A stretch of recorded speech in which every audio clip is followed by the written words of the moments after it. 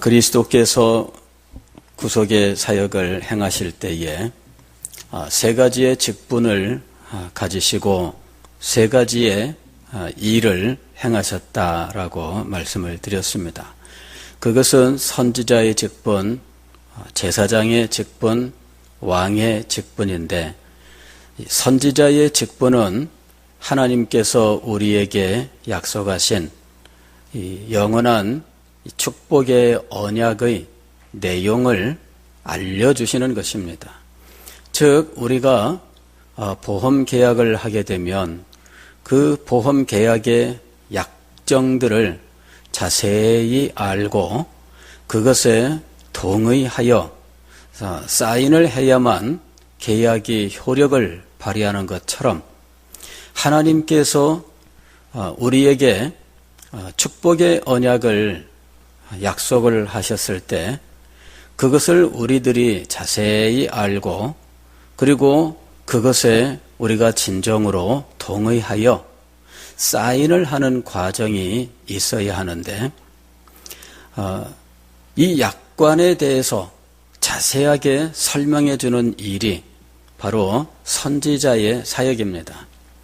즉 선지자는 하나님께서 우리에게 약속하신 언약을 자세하게 설명해 주는 역할을 하고 있었습니다. 그런데 이 모든 일들을 누가 행하시는 것이냐 하면은 그리스도께서 행하시는 거예요. 그리스도께서 모든 선지자의 원형이 되셔서 그리스도께서 이 계약의 모든 내용들을 자세하게 설명하시는 거죠. 그래서 그리스도는 선지자의 직분으로서 선지자의 일을 행하셨던 거죠.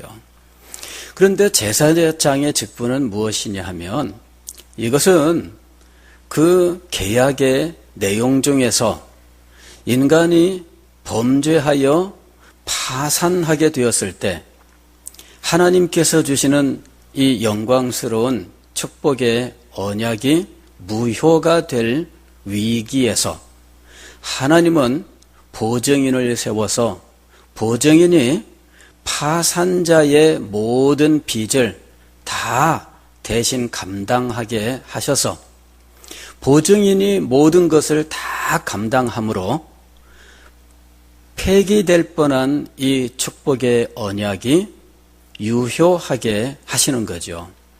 그러니까 그리스도의 제사장 직분은 파기될 뻔한 이 언약을 유효하게 유지하는 이 일, 즉 파산자의 빚을 모두 감당하는 일입니다. 이것이 바로 제사장의 직분이죠.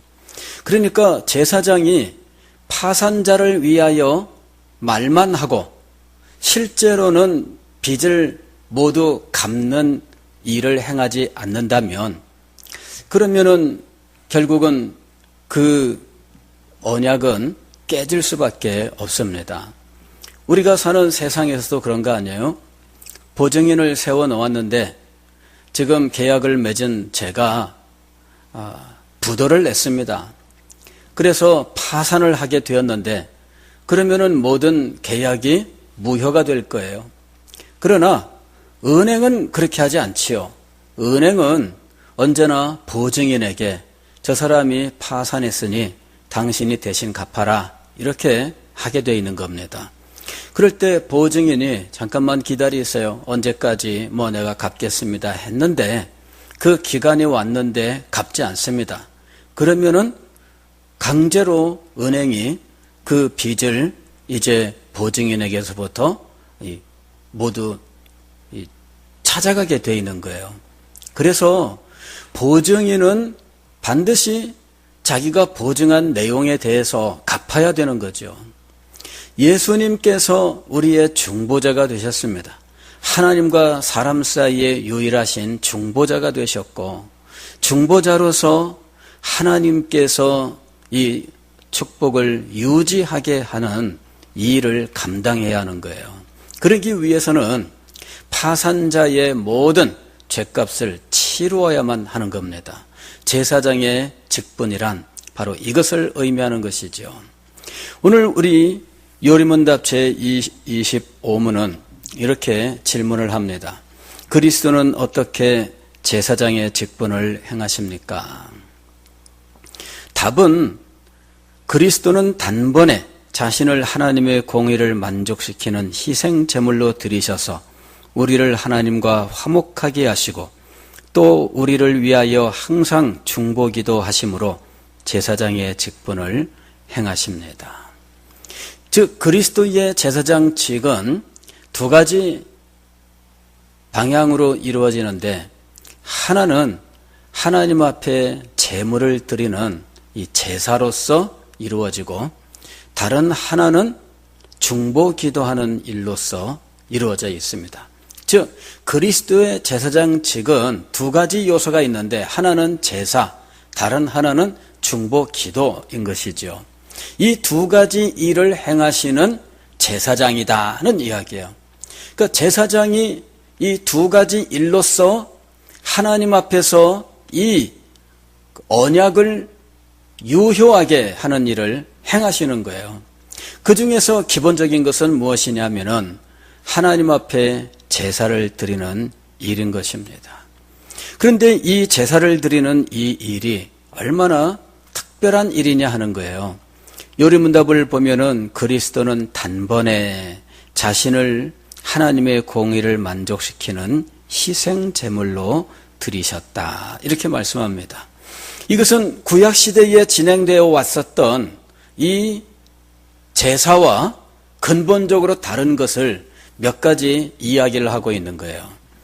우리가 히브리서를 보게 되면 구약 시대의 제사장 제도와 이 그리스도의 제사장 직분이 어떻게 다른지에 대해서 자세하게 말씀을 하고 있는데, 그것 가운데에서 몇 가지만 오늘 이렇게 요리문답에서 말씀하고 있는 거예요. 그리스도는 단번에 그랬습니다. 단번에. 이 단번에란 말은 영단번에이란 말입니다. 영단번에. 그러니까는 영원히 단 한 번만, 이런 이야기예요. 영원히 단 한 번만. 이것은 구약 시대의 제사와 얼마나 다른지를 보여주는 것인데, 구약 시대의 제사는 매년 대표적인 제사가 한 번 있었는데, 그것이 바로 이 이스라엘 달력으로 7월 10일 대속죄일에 드리는 제사였어요. 그 제사는 1년 12달 진행되었던 다른 제사들과는 다른 제사였습니다.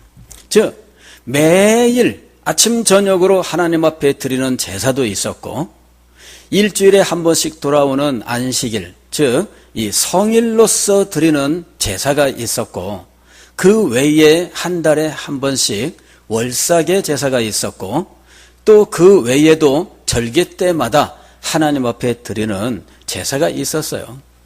그런데 이런 공식적인 제사 이외에도 이스라엘 백성들이 수시로 하나님 앞에 자신들의 죄를 고백하면서 또 하나님 앞에 제물을 가지고 와서 드리는 제사가 있었습니다. 그러나 이런 수없이 많은 제사들 가운데에서 아주 독특한 오직 하나의 제사가 있는데, 이것은 7월 10일 대속죄일에 드리는 제사입니다. 이것은 대제사장이 직접 주관하는 제사였는데, 대제사장이 1년 된 흠없는 어린 양을 잡아 그 피를 가지고 지성소에까지 들어가는 제사였어요. 지성소 안에, 즉 성소는 두 부분으로 나눠져 있어요. 그래서 성소와 지성소로 나누어져 있는데, 성소에는 평소에 제사장들이 늘 들어갈 수 있었어요. 그러면서 그 지성소와 가로막혀 있는 그 휘장 앞에 이 향단을 놓고 늘 향을 살랐던 거죠. 그리고 진설병이 있어서 구워낸 이 떡을 늘 갖다가 놓았던 거예요. 그리고 거기에 금 등잔이 있어서 늘 불을 밝혀 놓았던 겁니다. 그런데 지성소에는 평소에는 아무도 들어갈 수가 없어요. 1년에 한 번 대제사장이 들어갈 수 있는데 어린 양의 피를 가지고 들어갑니다. 그리고 그 지성소에 들어가면은 이 법궤가 있고 그리고 그룹 둘이 양쪽에 이렇게 형상이 있습니다. 그 법궤 뚜껑을 가리켜서 시은소라고 부르는데 이 시은소에 제사장이 어린 양의 피를 뿌리는 제사를 드렸던 거예요. 그리고 이 제사는 매년 드려야 했습니다. 매년 7월 10일 날이 되면은 대제사장이 이 제사를 하나님 앞에 드려야 했던 거예요. 그러나 그리스도께서 드린 제사는 반복되지 않습니다. 제사장이 매년 가서 드리던 이 대속죄일의 이 특별한 제사, 이스라엘 백성들에게 있어서는 이 제사만큼 크고 영광스러운 제사가 없었습니다. 그런데 이 제사가 매년 반복되어야 했다는 거죠. 그러나 그리스도의 십자가의 제사는 단 한 번 드리는 것으로 끝나는 거예요. 이것이 근본적으로 달라요. 이유가 무엇이냐 하면은 구약의 제사장들은 그림자로서 제사장이었고 그리스도 자신은 제사장의 원형이었던 겁니다. 그리고 이 그리스도의 제사장 직분에서 아주 특별한 건 뭐냐면은 희생 제물을 다른 데서 구하는 것이 아니라 자기 자신이 된다는 거예요. 이것이 그리스도의 제사장 직분에서 아주 특별한 겁니다. 그래서 그리스도는 단번에 자신을 희생 제물로 드리셨다 이렇게 말씀하고 있는 거예요. 그리스도의 제사장 직분이 특별한 이유, 오늘 우리 요리 문답은 두 가지를 이야기합니다. 첫째는 자신을 희생 제물로 드리는 것이었다. 두 번째로는 그것을 반복할 필요가 없이 단번, 딱 한 번만 드리셨다는 이야기예요. 그리고 한 번으로 끝나는 거예요. 왜 그럴까 하는 거죠. 왜 그럴까? 그냥 간단히 이야기하면은 구약의 제사장은 그림자일 뿐입니다. 즉 그림자란 말은 뭐냐면은 그것을 통하여 그리스도의 제사장 직분을 나타낸다는 거예요. 이게 그림자의 역할입니다. 우리가 왜 어린 시절에 그림자 놀이를 하잖아요. 그림자 놀이, 이렇게 종이로 이렇게 막을 치고 이쪽에 등불을 비춰놓고 그리고 여기 손으로 이렇게 모양을 만들어요. 그러면은 이 손 모양이 이쪽 그림, 이 종이에 비쳐서 거무스름하게 나타나잖아요. 그러면은 그 모양을 보고 저거는 뭐 양이다, 야 저거는 뭐다, 이렇게 모양을 맞출 수 있습니다. 그죠? 그림자를 이렇게 하면은 그림자가 비쳐서 요 종이에 그림자 손 모양으로 만든 모양이 나타나요. 그걸 보고 저건 뭐다 저건 뭐다 이렇게 알아맞추게 되는데 그거를 잘 만들면 어떻게 저렇게 기가 막히게 잘 표현하지 감탄을 할 수밖에 없습니다. 그래서 이거를 잘하는 사람들이 있어요. 예, 이거를 잘하는 사람들은 그림자 놀이를 해요. 이렇게 해서 이렇게 하면은 새가 날아가는 모양도 나오고 별거 다 나와요. 구약의 제사장들은 그리고 구약 시대에 드렸던 모든 희생 제물들은 그리스도의 이 제사장직 이것을 알려주는 그림자예요. 그걸 보면서 그래 그건 뭐다 이거는 뭐다 이렇게 알아맞추게 되는 거죠. 그런 목적으로 구약의 제사제도가 있었던 거예요. 그리고 이제 원형이 되는 그리스도께서 오셨습니다. 원형이 오니 그림자로서 행하던 모든 것들은 이 원형과 비교할 때 차이가 날 수밖에 없습니다. 이 원형은 본래의 것이고 그림자는 비춰서 희미하게 보여줄 뿐이에요. 그래서 우리는 이 양자 사이의 차이점을 가지고 그리스도의 제사장직이 얼마나 탁월한지 이것이 얼마나 영광스러운지 하는 것들을 알게 되는 거예요. 그리고 그것을 아는 것이 왜 중요하냐면은 그리스도께서 행하신 이 중보자의 구속 사역 이것이 얼마나 영광스러운지를 알고 그것을 통하여 그리스도를 우리가 더 깊이 알고 사랑하고 또 높이고 섬길 수 있기 때문이죠. 그리스도의 이 제사장 직분을 잘 이해할 때 우리가 받은 구원에 대하여 제대로 이해할 수 있고 또 그 구원을 이루시는 그리스도에 대하여 우리는 더 깊이 감동하고 이 그리스도를 섬길 수 있게 된다는 거죠. 그래서 이 그리스도의 제사장 직분의 탁월함을 우리가 분명히 깨달아야 한다 하는 것입니다. 오늘 우리가 읽은 성경 말씀을 보면은 6절에 보니까 네가 영원히 멜기세덱의 반차를 따르는 제사장이라 하나님께서 선언하시는 장면이 나옵니다. 그리스도의 제사장직은 멜기세덱의 반차를 따른다고 얘기합니다. 이 말은 뭐냐면은 아론의 후손이 맡았던 제사장 직분이 아닌 그 기원을 따질 수 없는 이 특별한 라인, 특별한 계열을 따르는 제사장이다. 이렇게 얘기하는 거예요. 그래서 아론의 제사장직이 이스라엘 백성들 입장에서 보면은 아주 높고 대단한 것이지만 그러나 이 제사장 직분보다 더 탁월한 모습이 바로 이 멜기세덱의 제사장 직분이다. 그리고 그리스도는 그와 같은 의미에서 제사장이 되신 분이다 하는 이야기예요. 즉 아론은 아브라함의 후손입니다. 그런데 멜기세덱은 아브라함 당시에 하나님의 제사장으로서 아브라함이 이 멜기세덱에게 11조를 드렸고 멜기세덱은 아브라함을 축복한 일이 있습니다. 그래서 이 아론의 반차를 따르는 대제사장들이 고 존귀한 존재들임에는 틀림이 없지만 그러나 멜기세덱과 비교할 때에는 아무래도 평면적으로 비교하여 이 아론의 후손들이 더 탁월하다 이렇게 말할 수 없는 거예요. 멜기세덱은 그들의 조상되는 아브라함 당대까지 거슬러 올라가고 또 아브라함을 축복한 제사장이었거든요. 그리고 아론의 제사장 직분처럼 혈통을 따라서 되는 것이 아닌 하나님께서 직접 임명하시는 형태로 세워지는 제사장의 특성을 가지고 있었던 거죠.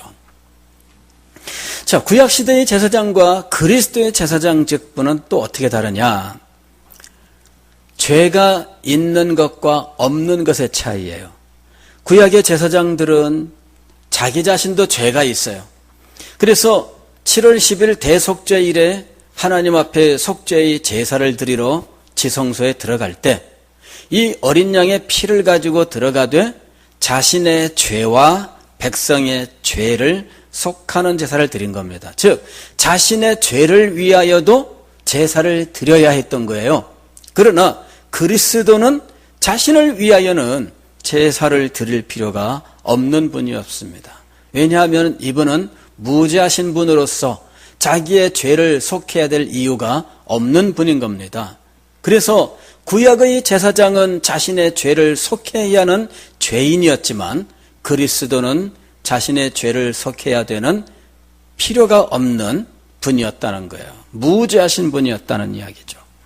그 다음에 구약에는 대제사장이 무수히 많습니다.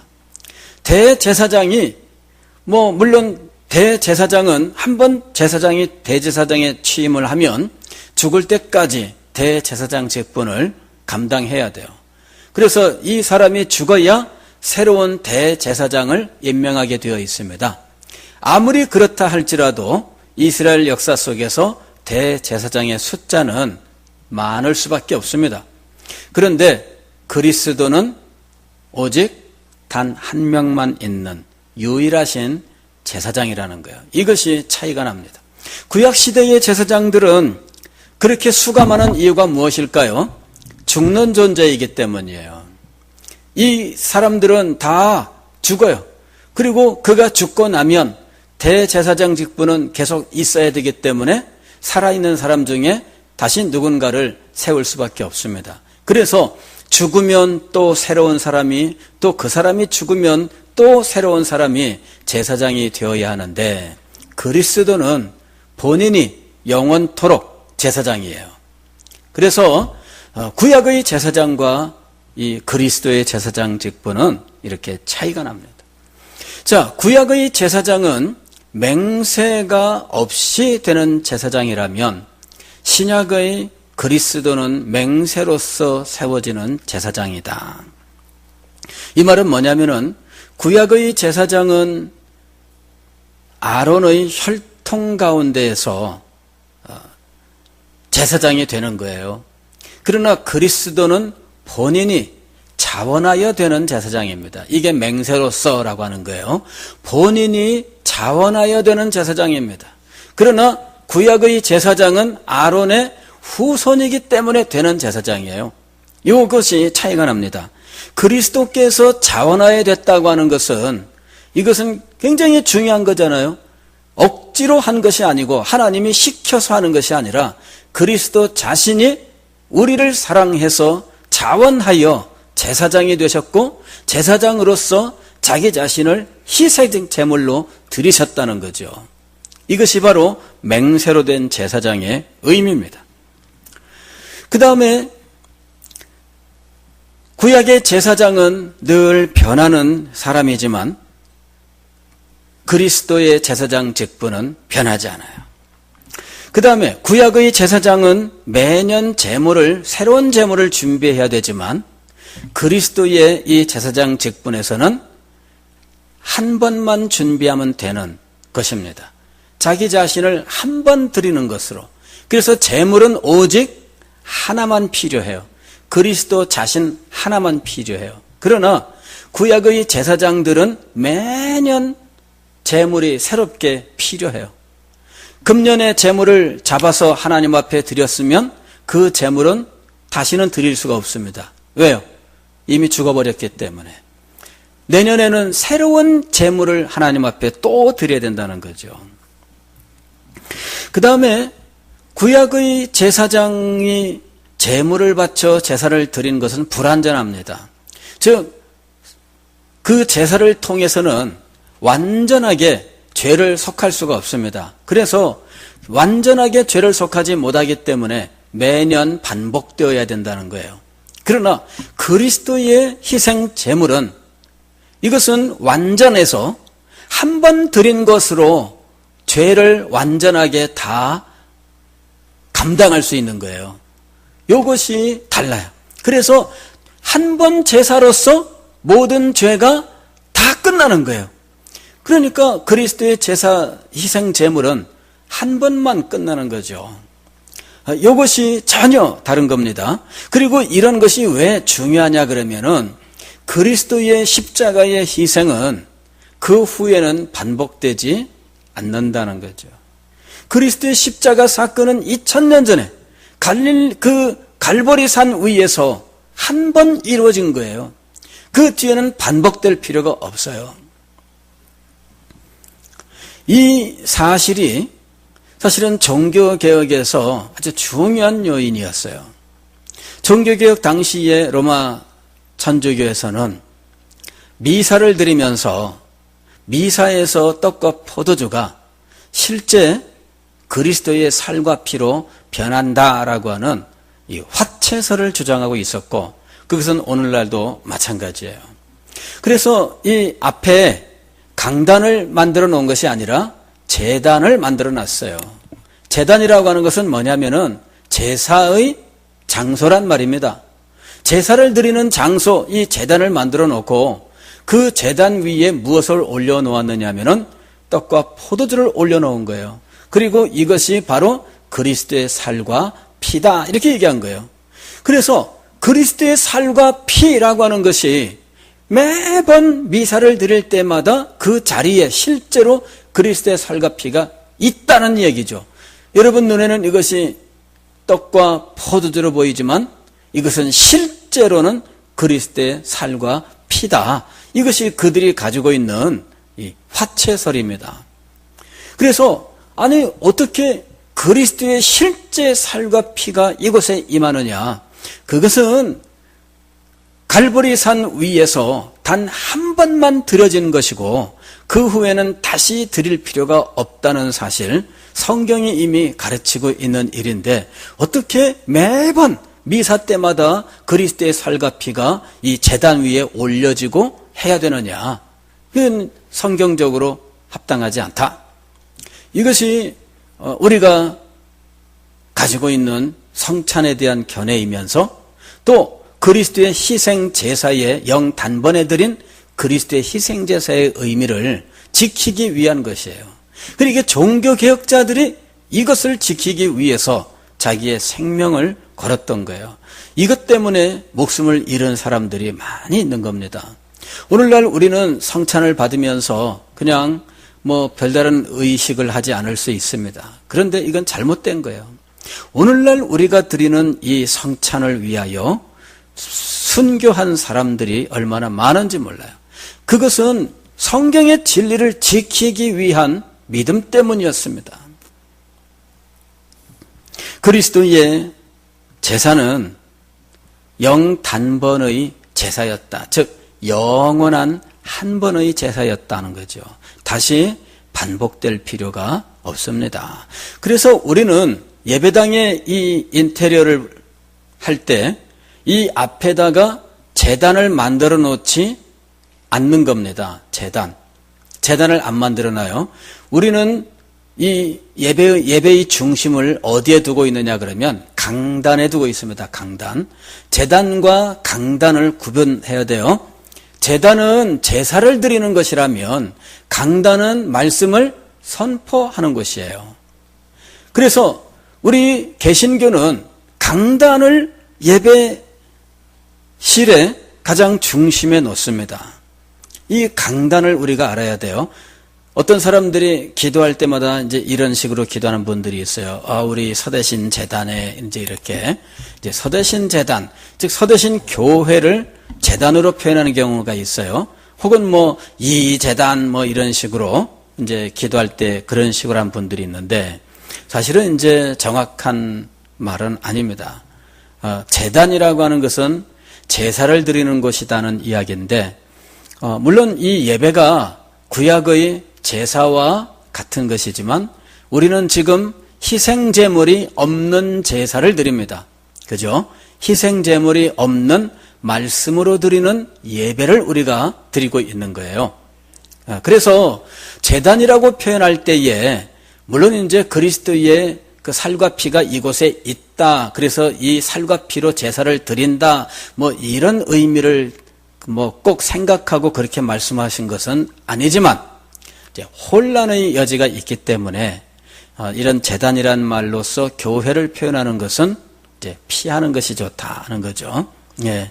다만 오늘날도 이 제단을 만들어 놓고 이 제사, 즉 희생 제사의 의미로서 예배를 드리는 곳이 있다는 거예요. 그게 이제 이 로마 교입니다. 그러니까 이것은 그리스도의 영 단번의 제사를 부인하는 것이다 해서 우리는 이런 예배를 부인하고 배격한 겁니다. 이런 제단을 만들어 놓고 그곳에 제물을 올려놓는 식의 이런 식의 제사는 성경적이 아니다 하는 거예요. 자, 그 다음에 그리스도의 제사장직과 구약의 제사장직은 제물을 하나님 앞에 드리는 성전에 있어서 차이가 있습니다.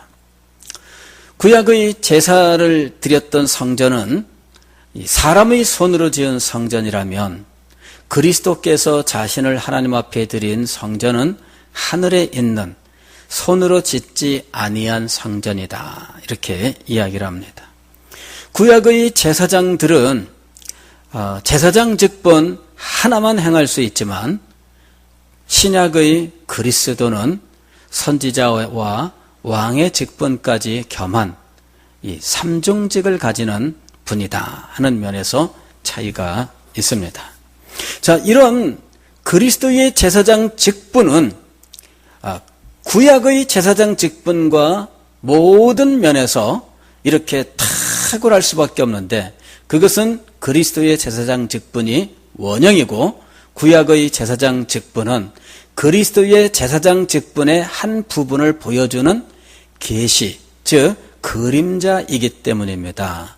그래서 본래의 것이 오면 그림자는 사라지는 거예요. 그래서 본래의 것인 그리스도께서 오심으로 구약의 제사장 제도는 없어지고 그리스도의 제사장 직분만 영원히 남아서 오늘 우리에게 그 제사의 효력, 즉 파산자가 되어서 이 모든 것들을 다 상실한 이 인간들, 즉 이 죄인들에게 그리스도의 희생을 통하여 파산으로 인하여 상실했던 모든 것들을 회복하게 되었다 하는 거예요. 우리가 파산함으로 상실했던 것이 무엇이냐면은 일단 가장 눈에 보이는 것은 뭐냐면은 생명을 상실하는 거죠. 그래서 정령 죽으리라. 생명을 상실하는 거예요. 그 다음에 죄에 매인 이 부패한 삶을 살아갈 수밖에 없게 됩니다. 그러나 가장 중요한 것은 뭐냐면은 하나님과의 사랑의 관계가 끊어져서 하나님의 총애를 상실한 거죠. 이것이 가장 근본적인 거예요. 그런데 그리스도의 희생을 통해서, 즉 그의 제사장 직분 그리고 그로 인하여 행하신 이 구속의 사역을 통해서 하나님의 사랑을 회복합니다. 그래서 하나님의 자녀가 되는 거잖아요. 그리고 하나님께로부터는 죄사함을 받고 영생을 선물로 받으면서, 그리고 하나님은 우리의 하나님이 되시고 우리는 그의 백성이 되는 하나님의 나라의 영광스러운 삶이 우리에게 주어지는 겁니다. 이 모든 일들이 그리스도의 제사장직을 통하여 우리에게 주어진 거예요. 자, 그런데 그리스도의 제사장직의 또 다른 요소는 중보기도였습니다. 이 중보기도는 지금도 여전히 하나님 우편 보좌에서 우리를 위해서 진행되고 있습니다. 이것은 우리가 이 영원한 천국에 들어간다 할지라도 우리를 위하시는 그리스도의 그 중보의 기도, 그 사역은 계속될 것입니다. 우리는 연약하고 우리는 부족해요. 그래서 그리스도의 이 중보기도를 통해서 하나님의 사랑과 보호와 인도와 모든 풍성한 은혜들이 우리에게 임하게 되는 거예요. 우리가 가령 참 게으르고 나태한데도 불구하고 하나님의 은혜가 우리를 떠나지 않는 이유는 무엇일까요? 그것은 그리스도의 중보기도 때문입니다. 그리스도의 중보기도 때문에 하나님의 은혜가 우리를 떠나지 않는 거예요. 오늘 우리는 그리스도께서 우리를 위하여 간구하고 계신다는 사실을 늘 기억을 해야 돼요. 그래서 하나님의 사랑에서 그 무엇도 끊을 수 없는 이유는 그리스도께서 우리를 위하여 간구하고 계시기 때문이에요. 그리스도께서 우리를 위하여 간구하고 계셔요. 여러분 한 사람 한 사람을 위해서 그리스도께서 간구하고 계십니다. 그래서 하나님의 은혜가 우리에게 떠나지 않고 늘 풍성하게 임하고 있는 것입니다. 그리스도의 제사장 직분은 이렇게 탁월하고 은혜로운 것입니다. 그리스도는 단번에 자신을 하나님의 공의를 만족시키는 희생 제물로 드리셔서 우리를 하나님과 화목하게 하시고 또 우리를 위하여 항상 중보기도 하심으로 제사장의 직분을 행하십니다. 그러므로 우리는 늘 이렇게 자기 자신에게 말할 수 있어야 됩니다.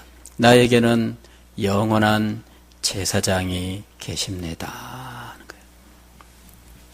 나에게는 항상 나를 위하여 기도하시는 영원하신 제사장이 계십니다. 이걸 늘 자기에게 말을 해줘야 돼요. 자기에게 말하는 게 여러분 얼마나 효력이 있는지 몰라요. 다른 사람에게도 말을 해주세요. 그리고 자기 자신에게는 늘 말을 해주세요. 그러면 이 그리스도의 제사장 직분이, 즉 그리스도께서 제사장으로서 우리에게 역사하시는 것을 우리는 날마다 경험하며 살아갈 수가 있습니다. 이 시간 한번 자기 자신에게 한번 얘기를 해줘 보세요. 나에게는 나를 위하여 항상 기도하시는 영원하신 제사장이 계신다. 이걸 늘 자기 자신에게 말씀하세요. 그러면 그리스도께서 나의 제사장으로서 나에게 역사하시고 나는 그 은혜 가운데서 살아갈 수 있게 되는 것입니다. 기도하겠습니다.